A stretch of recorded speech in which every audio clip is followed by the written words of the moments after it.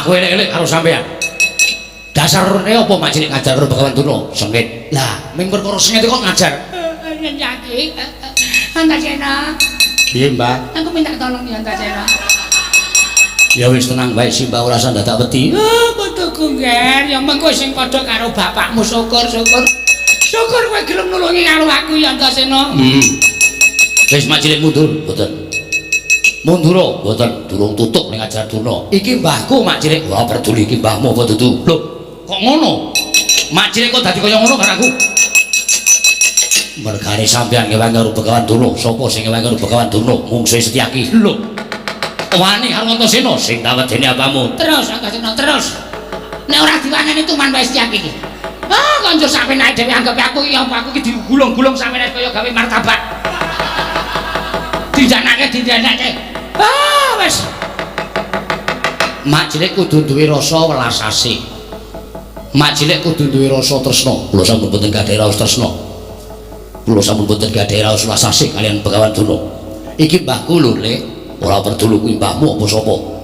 Sing kira-kira aku ra seneng tak jotosi. Wah, lah nek ngono salin perkara karo Antasena. Lho, nek pancen sampean ngewangi karo mbahmu, ayo. Bocah wingi sore wani karo wong tuwa, sepira banggamu dijajal anak Werkudara karo Setyaki menang sapa wae lah. Kene markane batimu bangga tak ayo. Niki pancen celeng tenan. Ngerti kene diajar sampean dhewe konjur dikarat sampean. Ah, dhewe mate dunduri.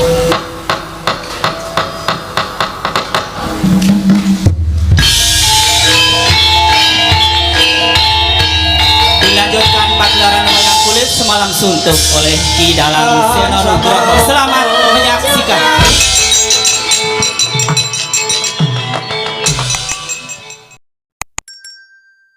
Menggah menapa to sababipun dene kadang kula pun Nyai Sadewa sawetawis nilar dhateng kasatriyan Bumi Rotawu malah boten sowan wonten negari Ngamarta. Yayi syukur menawi ingkang dipun kewarengaken ngawuningani menapa to sababipun dene kadang kula Yayi Sadewa boten pareng wonten negari Ngamarta. Ing satunggiling wanci ingkang rayi ing Ngamarta nglempakaken sangganing para kadang jangkep inggih menika pun kadang kula Werkudara Janaka miwah kembar suraosipun pirembagan namung muhung anggen kula munjuk atur utawi kula paring pangandikan dhateng kadang kula sekawan cacahipun ingkang estunipun ingkang rayi menika boten pantes minangka dados tetuangganing para Pandhawa. Ing nyatanipun ingkang rayi menika boten menawi katanding tuwin katrajul dhateng katrimaning gesang kadang kula kekalih inggih menika pun Werkudara tuwin Arjuna. Nanging gandeng jumenengipun Puntadewa menika minangka dados pambayuning Pandhawa. Mila kados menapa kawontenanipun kula kedah saged tuwin kula kedah wantun dipun dapuk minangka dados tetuangganing para Pandhawa Kaka Prabu jumeneng wonten negari Ngamarta. Inggih Yayi. Lerking pirembagan sakmangke dumugi wonten anggenipun sampun sami nampi kanugrahan kamulyan derajat pangkat tuwin kawibawan Pandhawa mboten kekirangan wimbuh sakmangke Pandhawa gangsal jangkep sampun kedugian nampi wahyu minangka dados kekuwataning lair batosipun para Pandhawa. Kaka Prabu Prisa piyambak selaminipun gesang ingkang rayipun Puntadewa menika sampun kedunungan wahyu inggih menika pun wahyu dharma. Duk nalika wonten kraman wonten negari Ngamarta satunggiling brahmana yaksa Kaka Prabu Tantu kemutan inggih Yayi wahyu dharma ingkang sampun mapan wonten ngganipun Nyai Prabu Darma Kusuma wondene kadang pun Werkudara menika manah langkung katrimah gesangipun krana piyambakipun sampun saged amanggihaken ngelmu kasampurnan sangkan paraning dumadi sastra cetha paripurning wangsit ingkang inisik dening Sang Ruci Bathara mapan wonten satengahing samudra.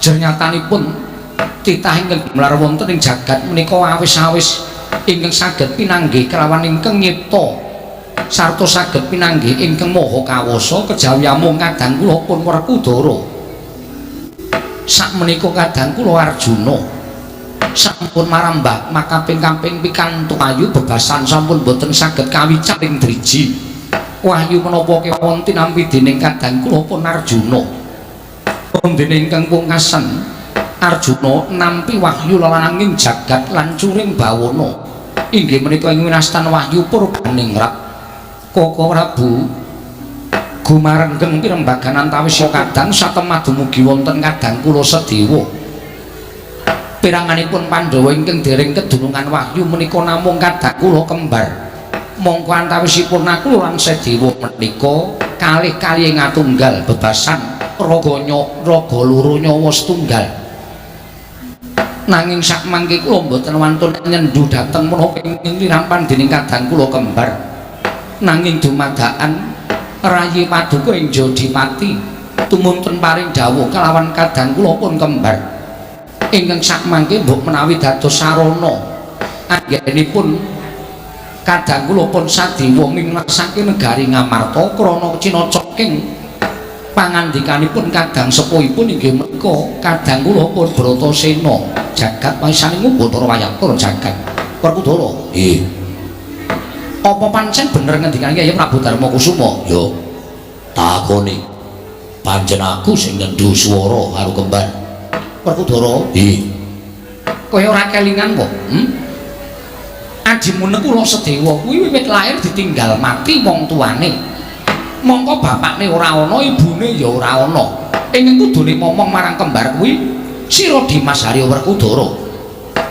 mula tratenana lambe atine kembar aja banget-banget ngono nyocok marang rasaning kembar Gusti yen kembar adiku Kula Sedewa iki isih bocah mestine wajib tak gendong wajib tak durang wajib tak tuntun tak dunungke barang sing apik tak kon nyingkiri barang sing elek yen isih bocah nanging kembar wis dewasa kembar wis tumangkar pikire wis iso ngrumbahake asta jangkahake sikil wis ora wancine dimong meneh carane manuk dimabur sesaba golek pangan dhewe kuwi tumrap Werkudara mula carane Werkudara ngajari karo adi-adine ya kaya ngono kuwi tak cocok rasane ning niatku ora ndok larani atine karo Kula Sedewa babar pisan ora ming kinarya pamecut supaya tumangkar budine supaya ingkang budidaya gayuh kanugrahan merga ya mung karine Kula Sedewa sing durung tau entuk kanugrahan mula bareng aku matur ngersaning barep kakangku lereke aku matur marang barep nanging sejatine aku nyenggol karo kahanane Kula Sedewa sajahe Sedewa ora dadi karepe mulai nganti dina iki wis ana sak candra lunga saka kasatriyan Bumi Ratawu lunga saka negara Ngamarta ning tumrap Werkudara lungane kembar apaku ora perlu digoleki lho kok sik lah kok sik dimatur yen to lungane kembar ora perlu digoleki sababe apa Kresna kakangku yen lungane kembar kuwi duwe kekayuan sing becik duwe kekayuan sing apik aja disakusiku aja digodha rencana wis ben tumangkar pikire nang yen lunane kembar mung bakal mbutuh banyu bening wajibe digoleki dielekake mbok menawa sarana tak wenehi swara kaya mengkono nek kula utawa Sedewa lunga saka kasatriyan Bumi Ratawu sarta banjur upaya golek kanugrahan wah tumrap Werkudara nggonku nyengeni karo si Sedewa mau mujudake sawijining bab ingkang gawe pamarming atining Werkudara ngono Dimas yo mula aja mbok tumputke aku pancen yak tak suarani supaya ndang tumangkar pikire sebab tumrap aku wong sing nampa pangendikaning wong liya munukane petung ingkang ganep mesti bakal dadi pamecut nah yen kembar nampa apa sing tak ucapake dienggo lara ati dienggo nelongso wekasan petungane kadang tuwa ora tresna karo kadang taruna wah tekese bocah kuwi urung iso mikir tekese bocah kuwi bundel pikirane disuarani wong gerang ora dipedinalar mung dipangan mutuh gandhe cara mengkono tekan sok tuwek nek Kula Sedewa ora bakal tumangkar pikire gayuh kanugrahan bener Yai Yo. Saka pangandikaning Syadi mengkono mau atur Syadi tumrapun Kakang pun Kakang mathuk lan gathuk. Nanging mbok yo sesa-sesa, tegese sesa-sesa piye? Mulat karo kananing si kembar, mulat karo patekaning si kembar. Pematekaning kembar adimu kuwi kepiye? Yen pancen ora kuat disuarani kanthi swaraning Syadi, ya aja mbok suarani kanggo tembung sing kasar. Nanging kandhanono kanthi alus-alus kanthi becik-becik. Kresna kakangku, Werkudara piye? Kudune ora usah dadi suarani. Nek kula sedya wis mulat karo kanane kadang-kadange. Lho, mulat karo kanan kadang-kadange piye? Werkudara tau tadi golek wahyu. Janaka pirang-pirang wahyu dunungan ning awake Janaka. Yen kembar kuwi dadi adikku, mestine nonton karo kanane kadange tuwa. Kakang Mas Werkudara golek wahyu. Kang Janaka golek wahyu. Kok aku mung meneng wae ning kasatriyan ora budidaya. Yen tumrap wong sing nalare ganep, wonten tumrap wong sing pamikire kuwi pamikir sing pinter. Para kakang-kakangne golek kanugrahan lan tantu sing tawang wonten pepalang ingkang mepalangi dhateng lelampahanipun pun Sediwa sinten ingkang badhe kapitunan. Mboten purung namung kadang ordo ingkang mangke dipun lepataken dening para kawula dening mboten saged paring pangayoman dhateng Kadang Taruna.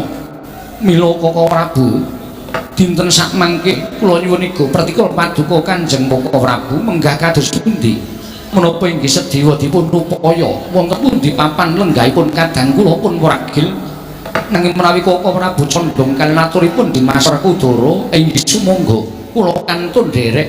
Nanging menawi wonten bobol boroting lelampahan alit Sediwa nandhang sakit agipun katriwandan wonten ing margi sinten ingkang badhe tanggel jawab perkawis menika lan sinten ingkang badhe anambah reraosipun kawula tumrap Kadang werdanipun Sediwa Kaka Prabu. Bloko Suta kelawan, Ger.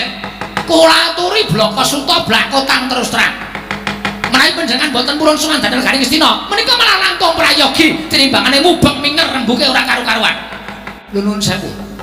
Sing mubeng minger rembuke menika sinten kula tak nyuwun prisa. Sing mubeng minger rembuke menika sinten? Kula menika Kak matur menapa wontenipun supados sedaya menika padhang. Ngamarta ya padhang, Ngastina ya katon trontong-trontong pepadhange. Namung kula matur panjenengan kula aturi madosi Kadang kula Yayi Sediwa. Nek panjenengan saged madosi tumunten saged ngendikaken wonten pundi lenggahipun Kadang kula Sediwa. Kula budal penemban, kula budal. Lho ra penak to. Nuwun sewu. Kaya ngene kok dienggo angel menika sing angel wonten pundi? Kula sing angel. Kula sing kesulitan. Angel babagan menapa? Ngupadi wonten pundi dherekipun anak kula Sediwa. Lho, ngendikanipun kala wau ngertos. Ngendikanipun panjenengan menika Pendhita Lantip panggraitane, ngendikanipun panjenengan menika pandhita ingkang wasis wasiteng esti. Lah nek pancen pandhita wasis tenan, mung kari paring dawuh. Mung kari paring dawuh Yayi Prabu utawi anak Prabu Sedewa sak menika mapan wonten ing mriki. Lah gandeng panjenengan mboten saged paring dawuh, lah inggih nyuwun pangapunten kula mboten badhe bidhal wonten Garing Astina. Malah kula saged mestani panjenengan menika kula nuwun sewu lho.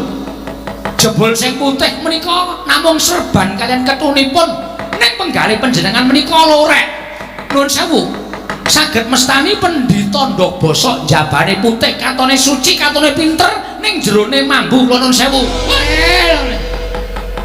Sithik omonganmu ning nyocok ning ati Kresna keparat kowe. Ing sekawit kowe kuwi wong tuaku ya wong tuwa. Wajibe perkara iki dirembuk kanthi becik-becik, dirembuk kanthi apik. Kanthi rembuk bedamen supaya aja nganti dadi regejegan, aja nganti dadi panca bakak. Ning bareng kowe ngunekke to Pendhita Durna ki Pendhita Ndok Basa. Oh, lah kok lara ning ati. Kula nuwun sewu. Menawi sampun mampang-mampang kados mekaten menika siripun kados pundi kula nantun nderek. Kula kantun nderek mumpung sak mangke Setyaki mboten nderek sowan. Anane Ping Kresna karo Durna. Panjenengan kersanipun pripun? Nek sampeyan mengkene bengok-bengok nganti keseron krungu Setyaki nek ana pendhita dilarang Setyaki kula ora tanggung jawab lho. Napa wonten wonge? Wonten. Teng pundi? Wonten Jawi. Namung Setyaki sawetawis kula dawuh supados ndelik. Ana tenan wae. Panjenengan mboten pitados, ora ana alame kok Kresna kok ora ditutke Setyaki iki ora ana alame. Sampeyan kok ngaten iki mawon. Sampeyan gelem kula boyong apa ora? Lho. Nek kula gelem, nek panjenengan gelem, tegese anak Prabu Darawati iki netepi minangka dadi darmaning Sang Hyang Bathara Wisnu. Tetulung marang sak kepadane, gawe tentreming jagat. Gawe kabagyaning wong sak jagat raya. Nek sampeyan ora gelem tak boyong nang negara Ngastina. Nuwun sewu cetha Ratu Darawati ku yang titis Wisnu mung kandheng ning pangucap, mung kandheng ning pekabaran. Ning sampean dudu titising Wisnu, sampean ratu Watayangkara budine Candala. Niku kaya ngono dasar ngopo? Lho, dasare sampean ora gelem tulung marang anak Prabu Duryudana. Sampean malah gawe dadaning pasulayan perkara niki, dak mang dadeke pasulayan. Kula nuwun sewu, sing dadeke pasulayan sapa? Wong mau kula niku bukan apik-apik, sampean sing nesu-nesu kaya ngono. Malah maune sampean wis ora basa karo Nata Ndrawati, wis ngilangke tata krama. Sing marahi pasulayan sapa kula tak takon? Wah, Kresna kakangku, Werkudara rasa melu-melu. Kowe arep muni yen to Durna iki gurumu to? Iya to? Kowe arep muni yen to Durna iki gurumu, terus kowe arep mbelani Begawan Durna. Ya ngono apa piye? Aku mengelingke, aku ra edan. Wah, ya wis. Ya wis. Wis meneng. Yo. Nek wangi-wangi karo Begawan Durna kena, ora apa-apa. Apa mbok anggap aku tok rubut loro aku wedi apa piye? Aja kok men kowe siswane sing ditresnani sing jeneng Janaka sing dirangkul-rangkul saben dina kuwi kon ngewangi sisan aku ora wedi. Wah, sampun Kang Mas Kendel mawon. Mboten sisa tumut-tumut perkawis menika.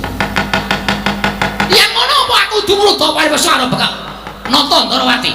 Lho menawi panjenengan badhe ngruda paripeksa kaliyan Nata Ndrawati kula semanggaken kula mboten menapa-menapa. Nadyan kadang-kadang kula para Pandhawa mboten sabiyantu kaliyan kula amargi para Pandhawa ajrih karo bapa gurune sing wajib disembah-sembah, sing wajib disunggi-sunggi wong papat. Oh, atos iki. Atos iki. Disunggi-sunggi kok wong papat pajake bandosa ya, ha. Ah, menawi mboten purun titenono karuda paripeksa mboten wonten mriki papanipun. Kok ora Bu Ngastina kemawon. Paduka sajakipun awel miwah boten purun tedhak wonten negari Ngastina. Nuwun sewu Yayi. Menapa Yayi Prabu pitados kaliyan menapa dipun ngendikaken Begawan Durna kula wau? Inggih. Krana panjenenganipun menika pandhita tur sampun yuswanipun sampun sepuh. Tertentu kemawon boten badhe paring pangandikan ing lerekipun boten ligara. Mekaten inggih. Sampun to pitados kaliyan kula. Jaran kula nuwun sewu, wiwit mudanipun sampun minelek dhateng ilmu ingkang boten nyata. Wekasan menapa dipun ngendikaken Bapak Durna menika tumrap kula namung kinarya abang-abang lambe. Tegesipun boten wonten nyatanipun menika namung kinarya pawadan kemawon. Sumados ingkang kula ing Ndrawati sowan dhateng negari Ngastina, tumunten sasampunipun kula sowan wonten negari Ngastina badhe dipun jangka pejahipun ingkang Raka. Krana wiwit rumiyin dumugi sak mangke menika Kurawa lan sedaya punggawanipun menika sampun ngertos yen kekuwataning Pandhawa menika dumunung ana ing pujangganing Pandhawa inggih menika Nata Ndrawati. Nek Pandhawa ora sinandhing karo Prabu Kresna, tiyang kang badhe damel cintrakanipun para Pandhawa menika bebasan angel mijet wae nganti suwe banyu sinaring. Mila kula menika awis-awis sowan dhateng negari Ngastina awit bebasanipun kula menika manjing wonten ing kandhang Sima. Koko Prabu mekaten. Mila sakmangke kula nyuwun pangapunten paripaksa kula radi angkembari panguwasipun Begawan Durna. Inggih. Nanging menawi ngantos sakmangke Begawan Durna bapa mrembat nganti para Sata Kurawa tuwin ngamuk punggung wonten negari Ngamarta kados pundi? Yayi. Nadyan kula namung beto kadang kula pun Setyaki. Nanging menawi kadang kula para Pandhawa mboten purun sabiyantu. Utamanipun Werkudara Janaka mboten purun sabiyantu kaliyan ingkang Raka ing Ndrawati. Miwah Werkudara mboten purun dawuhaken anak-anakipun supados bantu dhateng Raka ing Ndrawati. Kula mboten menapa-menapa. Kula kinten Setyaki sampun saged ngrampungi pakaryan. Wah, aja ngono. Aku bakal bantu Kresna kakangku. Werkudara aja dipeksa lho rasane ya. Aja mbok peksa. Mbok peksa piye? Siadi kuwi siswaning Begawan Durna. Durna kuwi banget mbok ajeni. Kok kowe arep bantu karo pon Kakang ki apa kowe bakal wani karo gurumu? Wah, mula aku matur aja mbok peksa. Yen rasamu tumpangsa, rasamu bingung, selehno wae. Ora usah mikir aku, ora usah mikir Begawan Durna. Kowe merdika, ora melu ngendi-endi. Lemu dadi siswaning Begawan Durna ora kregetan marang kelakuanmu. Lemu dadi kadanging Nata Ndarawati ora bakal aku duwe pikiran ala kelawan Werkudara. Wis ora usah melu-melu tak kandhangane dhewe. Ora. Aku bakal ngewangi karo kowe. Pitukane abot. Abot piye? Nek nganti kowe dipecat dadi siswaning Begawan Durna. Ayo piye? Wah, ya wis ben ora apa-apa. Waton aku mbok tampa dadi siswamu, aku wis trima. Ngelmuku ora ana. Aku ki ora duwe apa jenenge kuwi tirta pawitra maning suci sing bisa diteteske wong sak nggon-nggon kuwi. Aku ora duwe sastra cetha paripurning wangsit ngelmu kasampurnan sangkan paraning dumadi aku ora duwe mongko kuwi ngelmu sing tok peng-pengke. Wah, aku wis duwe. Yen kowe butuh ngelmu liya mongko sing tok jaluk. Aku ora iso ngandhake kowe engko getun. Wis bener Swita Begawan Durna kuwi pendhita kondang monyor-monyor lantip waskita ngesti ngerti sadurunge winarah, ngerti sadurunge digawe. Durna kuwi ampun lho, aja nganti kok disebrake dadi siswane. Nek kok disebrake dadi siswane, lan Swita karo sapa coba? Ora ana sing tok switane. Ora ana sing iso ngembari marang panguwasaning Begawan Durna. Wis bener kowe kuwi Swita Durna wis bener. Wah, ora penak omonganmu. Katone kowe iki ngandani karo aku ning jane kowe ngidak-idak karo aku. Lho, sing ngidak-idak ki sapa? Ora ana wong ngidak-idak. Wah, ya wis ben, sing wis kelakon ya wis kelakon. Entuk ora entuk aku ngewangi karo kowe nyinggirke para Sata Kurawa. Lahir batin? Lahir batin. Ora kepeksa? Ora. Tenan lho iki. Yo. Nek upama mengko Durna ketemu Adi Gustyaki diajar kowe piye? Ya wis ben. Tenan? Yo nek ora tenanan. Lho kok iso nek ora tenanan piye? Wah, senjaki nek ngajar Durna ngawur nganggo bataku bareng. Aku ora tegel nganggo tangan ora apa-apa. Lah wong ae bocah nekat kok. Nek ikhlas ikhlas, nek ora ya ora usah ora apa-apa. Ya wis ikhlas. Ikhlas. Ikhlas. Lahir batin. Lahir batin. Kok ora buli ana kula rencang iki paduka. Tembungku ora akeh-akeh.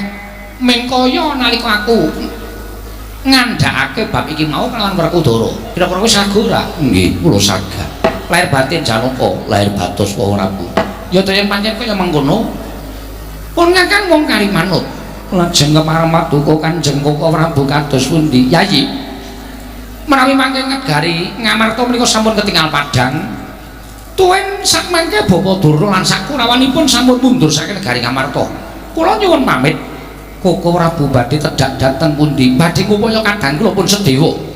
Mboten pati-pati kula kondur wonten negari Ngamarta utawi kula wangsul dhateng Praja Indraprasta. Menawi mboten gandeng astanipun kadang kula pragil Yai Prabu ngaturaken panuwun ingkang tanpa pepindhan dene paduka tansah nggatosaken dhateng kawontenanipun para Pandhawa. Werkudara, nggih. Dawuhna anak-anakmu supaya nyingkirake para Sata Kurawa. Yo, estake dawuh. Arjuna wonten dawuh. Tatanan para kawularan Wadyabala aja nganti ingkang kesempyok ing ngaradan. Lho nggih ngestaken dawuh Koko Prabu. Nyuwun pamit tambahing pangestu. Sing ati-ati aja kaya bocah cilik. Nekula wonten timbalan.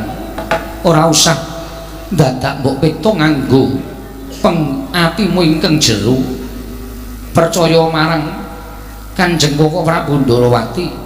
Sawise wis paring pangandikan, sagu ngupaya kelawan adimu mesti bakal bali marang Praja Ngamarta. Nek ngestaken dawuh. Budal kang padha seba ingsun kundur ngedaton. Kawula ana nyuwun pamit madal pasilan. Sing ati-ati aja kaya bocah cilik. Kadangku Yayi Nekula. Kakang Durna priye kabare? Anggone si Kakang kepengin mboyong. Iya kuwi sinuwun Prabu Ndarawati entuk gawe apa ora? Wah, pripun mremban pikantuk damel menapa mboten? Anggen jengandika badhe mboyong Koko Prabu Ndarawati kepareng kaya ingkang putring Banjar Jungo puntur sasana Cemadung lawula. Kok ketingalipun pasuryanipun suntrut kados mekaten menika wonten menapa? Bawa Duna putra pun Surtayu Cemadung dawuh. Bawa Merban ingkang putra pun Swatama Cemadung dawuh. Dicuni wonten dawuh Kakang. Nyatane jebul angel dikrama apus. Narendra Indrawati Narendra ingkang wicaksana. Nggih, Kakang Durna. Najan kula wis gawe-gawe karti sampeka. Yen to rawuh anak Prabu Ndrawati dikersake dening Sinuhun Prabu Duryudana parandene. Najan kathah paweka ingkang dipun ngendikaken lerekipun namung badhe boten purun dipun boyong wonten negaring Astina. Terus ngantos dados paduka antawisipun ingkang ngraka ing Sukalima kula kalih Sinuhun Prabu Ndrawati. Wekasan kula mlajar saking Datul ya ing wigatos namung samangke menawi ngantos kula lan panjenengan boten saged boyong dhateng anak Prabu Ndrawati wonten negaring Astina. Tan kula badhe nampi dukanipun anak Prabu Ngastina menika leres. Lajeng kersanipun Kakang Durna sak menika kados pundi? Dipun rudha paripeksa. Rudha paripeksa. Kurawa dipun tetapaken. Nek pancen Ratu Ndrawati ora gelem rawuh ana negara Ngastina, pripun carane? Rawe-rawe rantas malang-malang dipuntung. Durun. Krungu dhewe to, Le. Kurawa tekan negara Ngamarta ora ming kenak-enak kapienak lungguhan sila tumpang kendangan dengkul. Nanging Kakang Prembanduna wis paring dawuh yen to kowe kan ngrudha paripeksa rawuh anak Prabu Ndrawati marang negara ing Astina. Nek ngoten iki bakal dados peperangan. Wis cetha yen to bakal dadi peperangan, mula mangkat to. Nggih. Mboten kedang klungsu-klungsu menawi nderek udu. Nuwun pamunten lho mandi, mboten nuwun sewu, mboten perkara wedi kula mboten. Anggen kula bidhal wonten negari Ngamarta utawi kula meksa dhateng Koko Prabu Ndrawati ya sak titahe mawon. Nek kira-kira iso ya diboyong, nek mboten ya aja meksa mengko ndak malah wonten tibaning korban malah mboten prayoga dadosanipun. Iya, Der nggih. Yen to wis pancen kaya mengkono tumuli mangkat to. Nok-nok ya saken dawuh. Surtayu Kartomarma Swatama aja wegah. Sapa wae sing ketok ngayomi marang Nata Ndrawati singkirna. Sinuhun Prabu Ndrawati kudu rawuh negara Astina. Nggih, ngestaken dawuh. Nggih, ngestaken dawuh paman. Nggih, ngestaken dawuh paman. Mangkata dina iki. Swatama mangkata. Kartomarma Surtayu Dursatana kabeh wae para sata Kurawa ora wiji mbaka siji. Durgempa Dursena kabeh wae klumpukna. Nek perlu aja maju mbaka siji, ning maju amala. Dikroyok negara Ngamarta. Yen maju mbaka siji kok tambah bisa menang lawan anak-anak Pandhawa sing bakal ngayomi marang Nata Ndrawati. Nanging yen maju bareng sepira kekuataning putra-putra Pandhawa. Nggih, ngestaken dawuh. Estana dawuh Kakang Prembanduna. Nggih, nyuwun pangeh. Panjenengan kok mboten paring dawuh. Menawi paring dawuh Durna dugi mriki. Marem ati kula. Oh, sik, urung ana perkarane kok wis marem ki ngopo? Kena-kena wae ning nganggo perkara. Dadi upama mengko kelakon dumadi apa-apa ku mesti eneng perkarane iki kepenak nggone ngrampungi. Lho iki. Lah iki eneng perkarane. Berkawisipun aku arep diboyong ning Astina. Lajeng Koko Prabu kersa ngono mboten ora. Durnane nesu. Iki metu njaba sajahe tak sawang ngritake para wadyabala Kurawa. Setyaki wonten dawuh. Ngundurke Kurawa sendika. Ngestaken dawuh. Nyuwun dipalilah piye? Menawi Kurawa sampun mundur, Durnanipun ketinggal parang dipun ajar. Piye Werkudara? Entuk, aku sing entuke wis. Wah, caedan. Sing ditakoni aku. Kowe sing wangsulan. Lho aku rak manajermu to, Pak. Entuk, Mak Cilik entuk. Setyaki wonten dawuh, Mas. Kena jen pancen Durna bapakku luput sakarmu. Nanging aja banget kowe ngajar. Penda-penda aku weruh kowe ngajar Durna, lek mau ngajar sak penakmu dhewe. Ora nganggo rasa kamanungsan. Sing jeneng wong ngajar nganggo rasa kamanungsan ki carane piye aku tak takon. Wis, nek ngantem wong terus, "Hi, kowe ngono ki?" Ayo ora lara kok, ya ben ngono kuwi ora. Entuk boto keproke boto, entuk gendeng keproke gendeng. Nek cara aku sah. Wow, medan. Anake wong gemblung. Malah males. Werkudara karo Antasena ki nek gojek kok mesti kaya ngono kok. Mangkat to. Lho iki ngestaken dawuh kan. Pakde Durma Gati. Antasena. Ya. Kaya apa aku sing tekaning pati? Jelas aku. Ayo mundur nek kowe sing ora kepengin tekaning pati, pengen urip mundur. Lah ijo, aku ora gelem mundur. Mundur boyong Koko Prabu Ndelowati. Koko Prabu lak gelem tak boyong ning negara Ngamal to. Lawe lantas palang malang pucung. Waduh. Ngecek banget iki. Ayo. Kaya apa aku sik sing ngantem. Manut. Ayo kowe kaki. Mati dening aku, Wah. Edian. Mati kowe. Pecah diamu. Semplok kowe. Modal edian. Kowe ana apa to kowe? Nyatane ora apa-apa nyamburinya.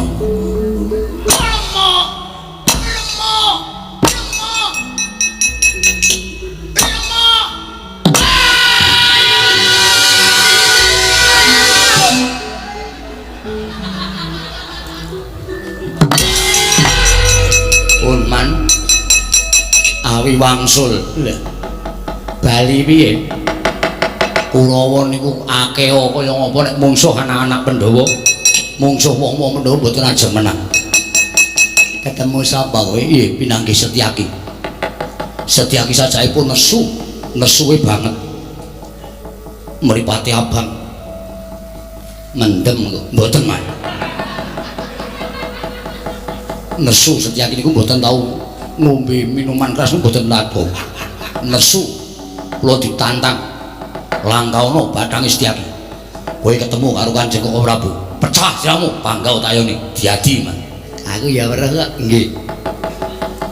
Kowe ketok mulih mutrampil ning pisanan. Nggih. Kowe iso ngantem Setyaki aku nggo gumun Bela Surtayu ki meguru nendi ya kok trampile ra jamak-jamak. Karo Setyaki kok nganti iso ngantem ki nek ora wong ampuh nggih ming pisan niku. Bar niku sampeyan pirsa dhewe kula diajar. Senjak kula jotos mboten dirasake. Kula nyaut tumbak, sing nguncalke tumbak sinten, Man? Aku. Nek nguncalke niku pas tangan kula ora pas cengel. Pancen tak sengaja. Kena cengelmu to, gengeng. Untung ming alon. Dadi ming tatu sithik. Kula tumbak ngiwa, endonengen kula tumbak nengen endo ngiwa. Setyaki udun cali godo, candak saut. Sabutke tumbak kula cleng suarane kemenclang mledhek metu genine. Mboten suwe tumbak kula disuntreng kalih Setyaki. Di apa? Disuntreng. Disendal ngono lho. Disendal karo Setyaki mencelat munggah godo mampir teng sirah. Bruk ngono. Kula mendelik mripat kula pindhane nggon cengel dies gebuk nggon rai prol. Rumah sakit pundi, Man? Ada. Ajeng priksa. Mripat kula nggo nyawang napa-napa kok loro. Niki wae kula jaman karo sampean kula nyawang sampean kaya kirik, prek. Kartong anu Surtayu ki nek karo aku jan kensomu ya Setyaki pun ganti. Sapa? Giatuk Kaca. Kula wanek-wanek kula antem mboten napa-napa. Kula didak sikil kula megap-megap sikut rai kula rasane kaya arep semabut. Bar niku kula dipolong gantang dheweke nyaut kula nyamber ora kena tak ece samber bathuk kula. Mek ngenten iki, Man. Anggen iki. Kula wis kalah. Gumen ke aku ya. Kartomarma ki makne gedhe kok kalah karo anake. Lho kok iki akeh men to sing maju inggih, Man. Mungsuhmu Antarja minganggo tangan siji isin kula, Man. Swata muni anak pendhita ampuh kok ming di tangan siji karo Antarja. Asem.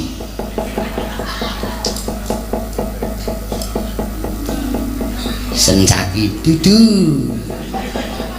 Ketemu Gatotkaca. Salah. Antarja luput. Ayo bedhen coba, Man. Ora ngerti Antaséna. Kula ketemu Antaséna niku wis ati kula wis telatapan. Mesti modal kula. Ning kula wane-wane kula antem diel-diel ra apa-apa. Dhek balik kula antem gencengel diel-diel gak apa-apa. Dugang cangkem kula, Man.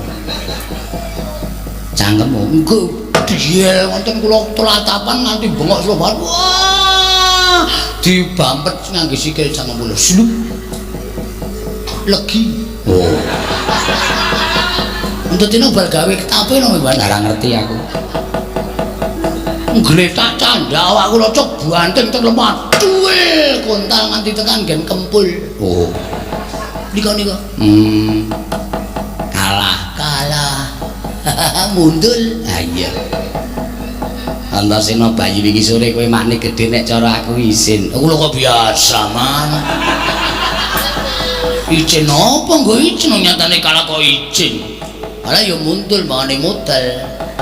Mbok yo wis niku wau Kakang Mas Dursasana wis paling dawuh to sak titahe ora jan dadak ngongso-ngongso nek la iso ya wis. Lungsuk-lungsuk nek melu udu. Kula pun maju pun udu. Mugi Antasena ya Pak. Ora sembarangan lho Mugi Antasena niku. Ora saben wong wani man. Lah sampeyan sing tuweke lawani kok. Muni wani ngono tak undake wonge. Muni yo. Aku ora perang kok. Ora perang ngisane mung ngakon. Mung dawuh sa. Wedhus tenan. Wong tuwa dicangkem-cangkemke. Sapa sing arep maju? Nur. Adimu sing isih sapa? Lho tutang makmu cilik. Sapa Mas? Makmu cilik. Pati Sengguni. Beneran? Maju ora le? Mungsuhe. Sencaki ana. Gat Antarjana, Antasena yana. Are milih sapa? Waduh. Abot kafe man. Terus Pun sekecake kula tak teng iki mawon. ora maju. Nek kula maju sing kiper sapa? Ora sah maju Cit, wis aku malah mangkel aku krungu suaramu Cit. Lha mulane niku pun ora rasa maju. Nur. Ayo maju le. Kowe sing gedhe dhewe kok. Wah, nggih. Ning sak madya mawon lho, arek kalah ya mundur, ora usah dipeksa. Antasena, Pakde Dursasana ya. Bapakmu wae gila karo aku. Apa meneh kowe mung cendhenge? Ayo, kowe ngejak apa? Sing tuwa wedi karo sampeyan ning sing enom durung karuan kalah lho, Dik. Ana tembungan Giri Rusi jalma tan kena kinira. Ayo, jajal piye? Nek bapak kalah monggo, ning anake mo nek kon kalah karo Pakde Dursasana, ate nek dinyek wong sak kewagon aku. Antasena kok kalah karo Dursasana. Wani karo pakdemu sing tak wedeni apamu. Ora minggat candak siramu tak gedroke nang lemah pecah dadi loro. Ora minggat candak siramu. Gedroke nang lemah mecothok utekmu. Waduh. Kok luwe medeni kowe. Ayo wong Sumbar iki pokoke ngedonke mungsuh ya sing dadi nyatane. Oke, ayo jajal. Pamuan. Cara kuno banget eling undang. Pamuan. Kenang apa, Dur? Jebloke Antasena. Man, piye? Dicabut, Man. Ming cabute dadak sak. Nyatane kaya ngoten iki kok, Man. Wis meneng kok. Aja obah kowe nggih. Ngene apa iki? Rajake jero tenan iki to. Bawe ora. Diugak-ugak sik, Man. Men kaya entreng. Niki ndase tok sing obah. Jero anteng. Lah ora ruang sakit. Kowe. Ati ngene iki ra. Ora rampung-rampung. Dirangkate sing ngene. Kowe iki wong tuwa apa bocah, Mbak? Nek ngono tanduran dolomah kae sing rusak kowe. Ngerti lagi diceblokke urung disirami barang kok dijabuti. So nek tukul nek awoh tak kei. Oh iya ya. Lah iya kok ndak dijabuti. So nek gedhe nek wis awoh kowe njaluk tak wenehi ora usah dijabuti. Lah ya wis. Ora entuk sing duwe. Wis nang kono wae ben tukul. Ku anggere jabuti tak ajar. Ceblokke wong tuwa. Mangkean. Piye le? Aduh dilompo wae. Mutar kula wani ning tengah dalan ki mongko nggih. Waduh. Saka wetan kok ana gerobak. Man, oh sikik to tak stope. Ora usah kuwatir. Ngono iki kok bingung lho. Ketelises silah kula kan. Pripun Dik Mate? Mang mriki. Lho, terus sasana kaya napa? Niki dijeblokke Antasena. Awi dadi usung bareng-bareng. Wah, wis ora mati duka mana. Enggak. Ngati-ati kok. Sing kudu sing kuat. Pokoke kudu nyawiji kekuatan nggih. Nek mboten rada aduh kok pedhe. Dik Mate. Pripun? Sampeyan salah le nyekel rambut.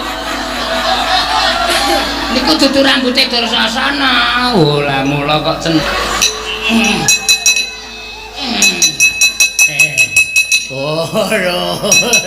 suwun mundur kalah pun mboten sapripun-pripun. Aduh pripun nih Kakang Tuna? Oh, nek nganti kangkar-ikar kula sing didukani, kula tak adu arep senjake. Aku njaluk kanthi banget. Mbaya mulung atimu senjaki sagedakan iki wae, ora usah dadak werna-werna. Aku ana wektu tak adu arep karo anak Prabu Ndarawati. Aku tak rembukan sing apik-apik Setyaki, aja kowe aja ngepalangi Setyaki, aja ngepalangi. Upama sak sengit-sengitmu karo aku, sak gething-gethingmu karo aku, nek kowe iki mesti ana rasa welas karo Begawan Durna ta. Mergo ujaring para pinter sak ala-alane manungsa iki sing apike, sak apik-apike manungsa iku mesti kabetan rasa ala, kuwi mesti eneng. Mula nadyan kowe sengit karo aku, ning medine kowe ana rasa welas karo aku. Mas Cilik, wonten dawuh nggih. Ora wis diweling karo Wireng to, ora kena ngajar Begawan Durna. Arep nyebut kaya ngopo? Aku elek-elek karo sampean. Dasarne apa Mak Cilik ngajar karo Begawan Durna? Sengit. Lah, ming perkara sengit kok ngajar. Nyaki. Antasena. Piye, Mbak? Aku minta tolong ya Antasena. Ya wis tenang bae sih, Mbak, ora usah dadak wedi. Putuku Nger, ya mengko sing padha karo bapakmu syukur-syukur. Syukur kowe gelem nulungi karo aku ya Antasena. Wis Mak Cilik mundur, mboten. Mundur mboten, durung tutuk ning ajar Durna. Iki mbahku Mak Cilik. Wah, peduli iki mbahmu apa dudu? Lho, kok ngono? Mak Cilik kok dadi kaya ngono karo aku? Mergane sampeyan ngewangi karo Begawan Durna. Sapa sing ngewangi karo Begawan Durna? Mungsuhe Setyaki. Lho. Wani karo Antasena sing tawedene apamu? Terus Antasena terus. Nek ora diwaneni tuman wae Setyaki iki. Ah, konjur sampeyan ae dhewe anggap aku iki apa aku iki digulung-gulung sampeyan kaya gawe martabak. Dijanake. Ah, wis. Mak Cilik kudu duwe rasa welas asih. Mak Cilik kudu duwe rasa tresna. Kula sampun boten gadhah raos tresna. Kula sampun boten gadhah raos welas asih kalian Begawan Durna. Iki mbahku lho, Lek. Ora perlu kuwi mbahmu apa sapa.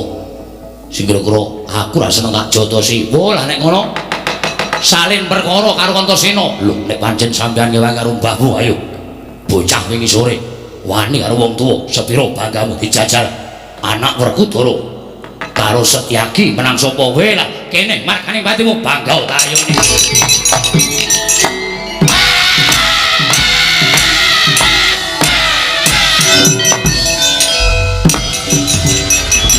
asoe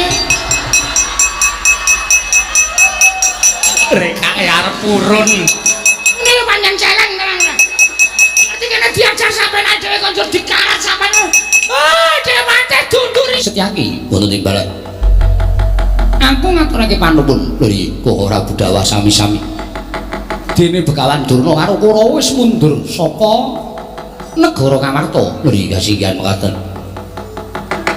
aku njaluk karo kowe sawetara wektu kowe remo ning Ngamarta ya Setyaki kok ora badhe tindak dhateng pundi nyagui kelawan dawuh pengendikane Kyai Prabu Darma Kusuma aku ki nang ngupaya menyang endi Wragil Pandhawa ya kuwi adikku Si Sedewa lho iki lajeng kondur paduka bijang menapa yen wis bisa gandeng kondure adikku Wragil mestipun Kakang bakal bali marang Praja Ngamarta lho iki ngestaken dawuh sembah kula ngendharaken jengkar paduka Kresna Werkudara piye apa aku dikebarengake melu Yayi si adi lenggah kepenak bae marang Praja Ngamarta iki dadi kewajibaning pun Kakang. Yo. Pandongamu wae aku bisa ketemu karo adimu Wragil. Tumuli iso tak kanthi kondur marang Praja Ngamarta. Mung tansah memuji kersane Gusti muga-muga apa penjangkaning Kresna kakangku bisa kelakon. Pun Kakang budal. Yo. Ya jagat mangestu kara sode selikur dina. Tobat. Jaramaya. Wonten dawuh Pandya Betari. Tangan para wadya bola baju barat aja ning padha saur manuk. Merga dina iki kayiwanganing dandang mangore. Ya kuwi ana titah ning sowan Ngabiyantara ora pangling Begawan Durna Jaramaya. Kasinggihan mekaten Pandya Betari. Dumunten sak mangke aturi amiji dhateng sowanipun pun Begawan Durna wonten ing kayiwangan dandang mangore. Durna padha kanthi raja sak praptamu kula Kumbayana. Tansah winantu ing suka basuki sowan kula Pandya Betari. Nering sambikala kepareng kula ngaturaken sembah sumung keping pangabekti kula kunjuk. Iya Begawan Durna tak tampa gawe gedhening atiku ora lihat pangestuku tampanana ya Kumbayana. Kula pun tinggal jimat paribe dayanana ing kasantosan. Mugi amawahana kabagyaning gesang kula Pandya Betari. Begawan Durna eneng apa dene sira sowan mongko tanpa tinimbalan. Gitu ana wong wigati mara gage matur ingkang terwaca. Yastunipun namung badhe munjuk atengasa Pandya Betari. Lerekipun atur kula menika kala wau. Sejatosipun namung kepengin sanget nyuwun senjata pitulung dhateng Paduka Pandya Betari. Supados samangke ami tulungi dhateng jasad kula Pandya Betari. Lire piye dene sira matur ingkang kaya mangkono? Oh nggih. Amargi dinten sakmangke kula nampi sasmitaning Jawata. Bila Jawata menika badhe matedhaken kanugrahan inggih menika Wisnastan Wahyu Setya Wacana. Monggo sinten ing kedurungan wahyu menika kala wau menawi pujangga badhe lantip panggraitanipun titis panerkanipun. Nanging menawi menika Nalindra saengga sakmangke menapa dipun ngendikaken dening Nalindra menika kala wau saged sinulat lan tinudarsana dening para kawula dasih. Titis pangandikaning Nalindra titi ing samukawis lir. Iya Durna. Monggo natunipun kula pun para sata Kurawa. Kula menika dados pujangga negari Ngastina. Mila adreng anggen kula kepengin kedunungan Wahyu Setya Wacana Pandya Betari. Namung kula nuwun sewu. Sareng kula petang-petang mengsah kula ing badhe anggayuh wahyu menika kathah lan ingkang ngawrat mboten sanes kejawi namung Natandrawati inggih menika pun Prabu Bathara Kresna. Monggo nalika semanten kula menika badhe ngrimuk dhateng penggalipun Natandrawati ing pangajap kula apus Rama supados badhe kula boyong wonten negari Ngastina nanging jatosipun namung badhe kula krenah pejahipun sabab menawi Natandrawati tasih sugeng wonten ing alam padhang tasih gesang. Artentu kula mboten badhe kasempatan gayuh Wahyu Setya Wacana menika kala wau Pandya Betari. Mlengking saking menika gandeng kula sampun budidaya mboyong Natandrawati parantine gagal. Kula nyuwun senjata pitulung saking Paduka Pandya Betari Durga wonten sukalaning penggalih. Mitulungi dhateng jasad kula kados pundi srananipun pados Paduka saged mboyong Natandrawati wonten ing dandang mangore. Mangke kula piyambak ingkang damel srana pejahipun Natandrawati menika Pandya Betari. Kok dadi kaya mengkono kang dadi aturmu mangko Natandrawati iki titis ing Sang Hyang Bathara Wisnu. Wisnu kuwi angel dijangka katine Begawan Durna langing angkat adreng rasamu ngono kepengin manteni marang Natandrawati. Ya to gandheku wis nyuwun senjata pitulung karo Betari Durga. Aku ora bakal wegah.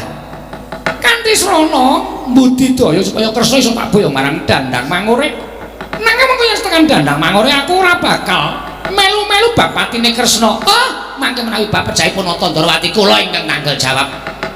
Kula ingkang sagah nanggel dosanipun lan kula ingkang pesagah mejahi Natandrawati. Yen mangan kaya mengkono.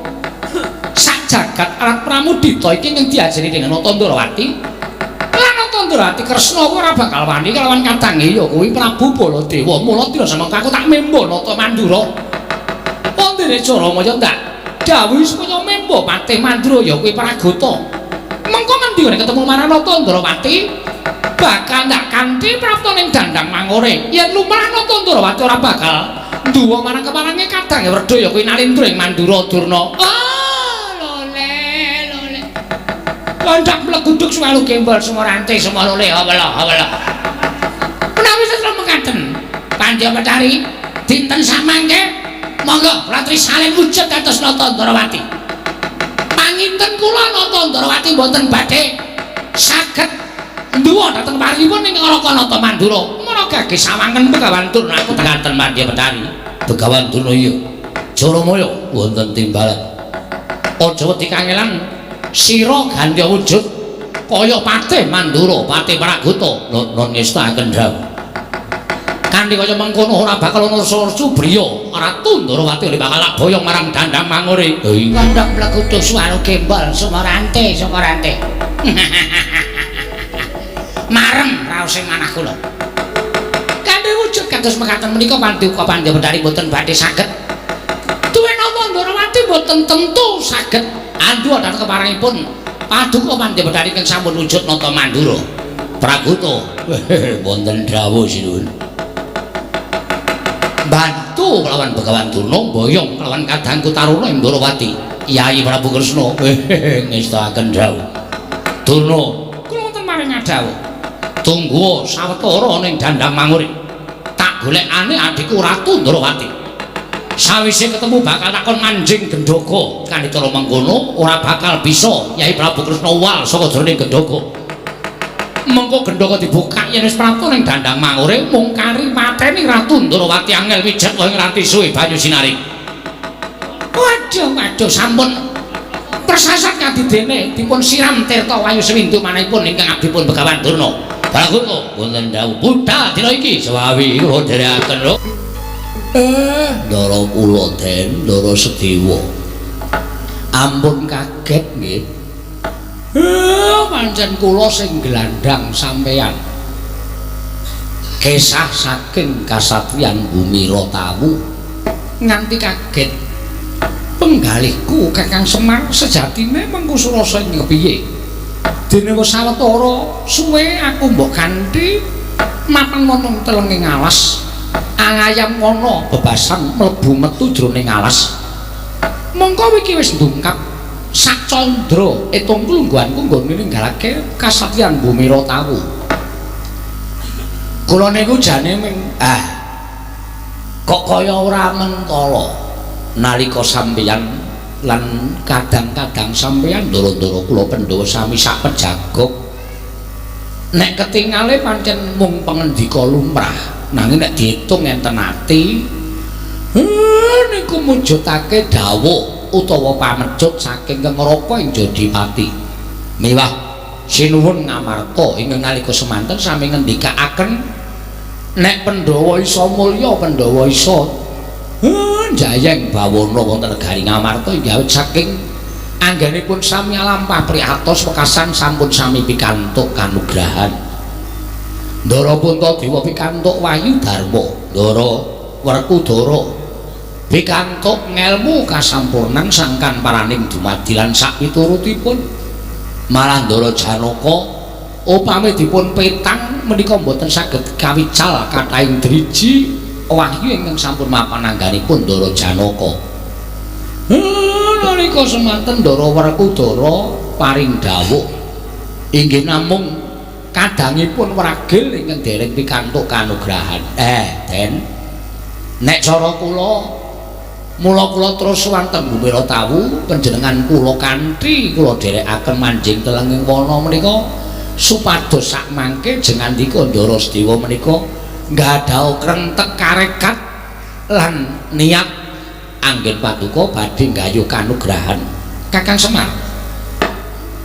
Mongko wektu dina iki ora ana sasmita ing ndak tampa lamun dewa bakal matedhake kanugrahan. Sing kandha sinten? Sing kandha sapa kula tak takon. Niki dewa ajeng matedhake kanugrahan winastan wahyu setya wacana. Niku wahyune piyayi ingkang sakmangke kedunungan wahyu saged titis pangandikane titi ing pametang. Wahyu niku wahyu pujangga. Sinten ing kedunungan wahyu menika? Inggih, menika ingkang pangandikanipun mangke saged dipun dahar dening sing nampi pangandikanipun satriya utawi brahmana utawi nalindra ingkang nampi wahyu setya wacana menika kala wau Ndara. Duh Kakang Semar. Yen to pancen kaya mengkono aku ngaturake panuwun ingkang tanpa pepindhan. kanthi ora kasengaja Kakang Semar wis mbangun kasatriyaning Sedewa. Satemah diakoni dening kadang-kadangku ya kuwi Kakang Mas Jodimati, Kakang Mas Arjuna lawan Koko Prabu Darmakusuma. Awi mangteruske le tindak dilakoni kanthi prihatin. Kula kinten mboten ajeng mboten pangling menika kadhi sowanipun Sukma Wicara ingkang abiyantara ning ngarsa ulun Kakang. Tumuli katimbalana menawa wigatosipun dene Kresna sowan mongko kanthi badan wadak Kakang Rudalengga ingkang langkung prayogi. Inggih ngestakaken dawuh. Kresna padha kanthi harja saprapta kita kula wayah ulun Dwarawati. Tansah pinanganing kawidadaran ing sambikala kula ngaturaken sembah bekti kula kunjuk. Iya ya Kresna ulun nampa. Agar ya bombong tias ulun ora liwat pangestu ulun Tamanana. Kula pun ningga jimat paripe ndayana ning ngasantosan. Narayana utawa gatine dene jeneng kita sowan ngabiyantara. Kulun njumbuhaken kang sasmita ingkang sampun kula tampi bilih samangke pukulun badhe matedhaken kanugrahan inggih menika ing Nastan Wahyu Setya Wacana. Mongko ngendikanipun para nimpuna tuwin sabdanipun para brahmana bilih Wahyu Setya Wacana menika wahyu pujangga. Kanyatan ingkang putra utawi ingkang wayahing Ndrawati menika sampun sinambiran pakaran menapa dadi pujangganing para Pandhawa. Dinten samangke pukulun menawi wonten sukalilaning penggalih keparenga ingkang wayah nyuwun tumuruning Wahyu Setya Wacana menika amomong jagatipun ingkang wayahipun Kresna pukulun nedya nyuwun tumedhaing Wahyu Setya Wacana parandening mangke wujuding wahyu ingkang wis sinengker dening Sang Hyang Pikulun jagat Giri Pratingkah midhanget aturipun nata ing Ndrawati ing cipta sanes menika minangka dadi wrangkaning wahyu mila sigaun Kresna kula wonten maring dawuh aja sira ngluputake kelawan panjenengan ulun nanging yeti kabeh wis pinantra anut gegolonganing kodrate dhewe-dhewe kemareng maduka paring dawuh mekaten pukulun bareng kita matur kelawan kita sowan nyuwun Wahyu Setya Wacana mbok menawa wahyu wis mireng apa kang dadi atur kita mila tumuli uncak satemene wahyu wis ulun sengker madyane ngangganing pukulun Bathara Gurya ulun pribadi nanging samangka teka uncat saka ing kayiwangan yen pancen kita kepengin kedunungan wahyu bujungen playuning Wahyu Setya pripun Di Kakang Narada kula mboten saged matur menapa-menapa jasaya sedaya sampun pinesti dhateng kodrating Wang Mahanasa. Kresna sampun kekayalan sowan dhateng kayiwangan dene wahyu cacenganipun Adi Pramesti Bathara Guru. Kakang Narada monggo dipun prisani bamwe adal nganti diubeng-ubeng karo playuning Wahyu Setya Wacana. Setemene aku wis jeneng menungsa mono diwenangake mbudidaya mbok menawa srana pambujungku marang wahyu isa kecekel lan isa mapan ngangganing nata Ndrawati dene ora aku wis nyelenggana lho. Ora pancen Koko Prabu Mandura kok karo Kakang Patih Pragata mung adat ingkang lupya wis lakon. Koko Prabu Mandura pendak-pendak tindak nganti awan Patih Pragata mesti ora keri gajah Puspa Denta. Lah kok iki ora nitih apa-apa bela dalah.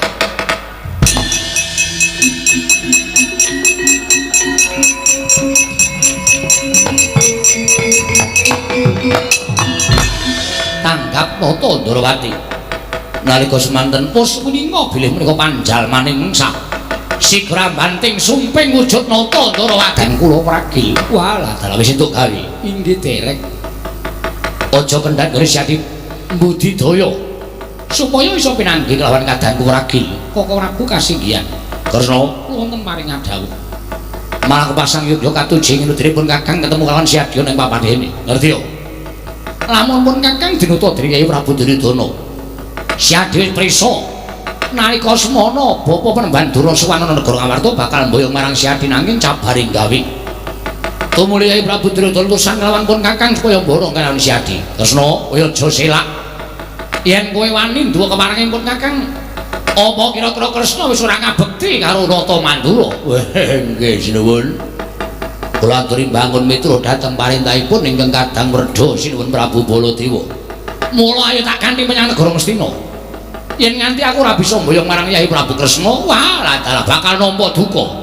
ngaten monggo Kang Prabu kula dherekaken Gusti supaya ingkang rancak lakune aja nganti ana sambi kala apa-apa siadi manjika gendhaga wae ngaten Kang Prabu ya Raden Sediwa ayo kaget ulun ingkang merpeki kelawan jeneng kita sayekti ulun utusaning Sang Hyang Jagat Girinata ingkang anyalira kanugrahan Kang Aran Wahyu Setya Wacana tanana ingkang pantes minangka dadi swarganing Wahyu Setya Wacana kejaba mung angganing Raden Sediwa mula tata-tata Raden dina samengko sira bakal nampa kanugrahaning Wang Mahanasa ingkang aran Wahyu Setya Wacana satemah samengko nadyan sira minangka dadi ragiling Pandhawa bakal pinercaya dening Kakang Semar kula kaya ana swara ingkang tanpa wujud cetha tak wirengake nggih niku sing pinastan Wahyu Setya Wacana Wahyu Setya Martana wong maratuwaku kowe Gong maratuwaku kowe maratuwamu to oh anake wedok delok mesti mesusu wae Setya apa Setya Wacana kok Setya Martana sembrono Petro iwastu ayo Bagong iki apa sing ngomong ora aku ngaturake panuwun Kakang ya mung Kakang ingkang bisa bangun marang kasatriyanku waduh dicocok-cocokke dume tulisane bangun kasatriyan terus Kakang bangun kasatriyanku sah ya Kang njaluk lakon ora ana lakone kok do dijaluki ya marang kene iki bingung lho golek iki wis gathuk ya terus wis gathuk ayo iki bener kok bapak iki apa jenenge iki bangun kasatriyane Ndara Sediwa kanthi srana Ndara Sediwa iki goleke wahyu nyatane ya entuk bangun ki ora perlu fisik bangun ki batin ya kena iki bangun batine Ndara Sediwa iya Petro nggih lho Kakang Semar pripun lho kok Prabu Ndrawati kok tindak mrene